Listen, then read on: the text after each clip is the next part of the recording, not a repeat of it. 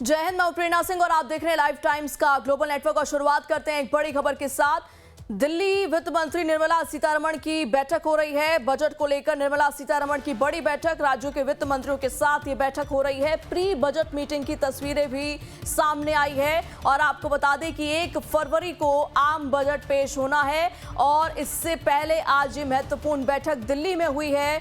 दिल्ली में वित्त मंत्री निर्मला सीतारमण की बैठक। जी हां, बजट को लेकर निर्मला सीतारमण ने बड़ी बैठक की है। तस्वीरें भी देखिए बैठक की सामने आई हैं और आपको बता दें कि ये प्री बजट मीटिंग है जिसकी तस्वीर आपको दिखा रहे हैं और 1 फरवरी को आम बजट पेश होना है। जाहिर तौर पर आम बजट पेश होने से पहले ये बड़ी बैठक राज्यों के वित्त मंत्रियों के साथ आज यूनियन फाइनेंस मिनिस्टर ने की है। ज्यादा जानकारी के साथ हमारे संवाददाता कमलेश सिंह जुड़ चुके हैं।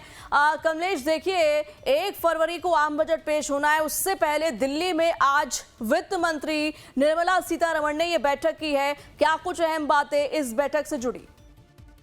देखिए, बजट पेश से पहले प्री बजट कंसल्टेशन राज्यों के वित्त मंत्री से होता है। उससे पहले आपने देखा था कि प्रधानमंत्री ने भी प्री बजट कंसल्टेशन उद्योग घरानों से की थी और सारे स्टेक होल्डर्स जो व्यापारिक घराने हैं उनसे बात की थी। तो ये प्री बजट कंसल्टेशन का ये पार्ट है जिसमें आपने देखा कि राज्यों के वित्त मंत्री के साथ निर्मला सीतारमण बैठी है और वो राज्यों से आप फीडबैक ले रहे हैं, क्योंकि बजट 1 फरवरी को पेश होना है और बजट का जो निर्धारण है, बजट में जो प्रावधान किए जाएंगे, प्रोविजन जो किए जाएंगे, उसको लेकर के अंतिम रूप दिया जा रहा है। तो राज्यों की ओर से अलग अलग डिमांड होती है क्योंकि बजट में किस मद में कितना पैसा रखना है।